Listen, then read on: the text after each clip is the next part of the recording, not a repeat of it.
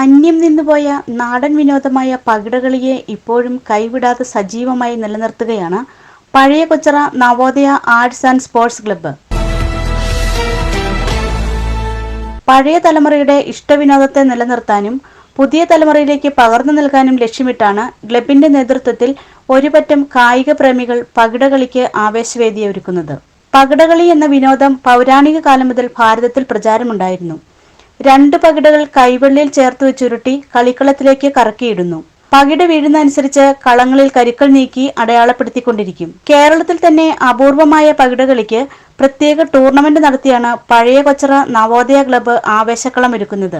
കളത്തിൽ 4 കരുവാണ് ഒരു ടീമിനുള്ളത്.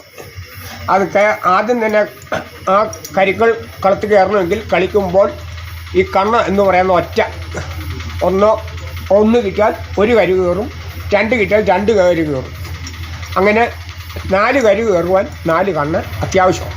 ഞങ്ങളിങ്ങനെ പരമ്പരാഗതമായിട്ട് ഓരോരുത്തർ വന്നു കളിച്ചു, അതിങ്ങനെ പിന്തുടർച്ചയായിട്ട് പോരുന്നു എന്ന് മാത്രം. ഞങ്ങൾ വൈകുന്നേരങ്ങളിൽ വരുമ്പോൾ വായനശാലയുടെ പേരിൽ അല്ലാതെ തന്നെ 2 പേരും 4 പേരും നേരം പോക്കിന് വേണ്ടിയിട്ട് കടയുടെ ഏതെങ്കിലും തിന്നൽ കളം വരച്ച് കളിക്കുമായിരുന്നു, സമയം കളയാൻ വേണ്ടി.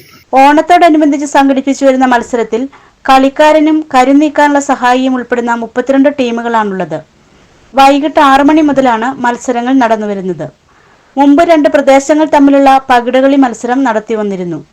കുട്ടികളടക്കമുള്ള പുതിയ തലമുറയിലേക്ക് ഈ രാജകീയ വിനോദത്തെ ചേർത്ത് നിർത്തുക എന്ന ഉത്തരവാദിത്വം ഭംഗിയായി നടപ്പാക്കുകയാണ് പഴയ കൊച്ചറയിലെ പകിട വീരന്മാർ.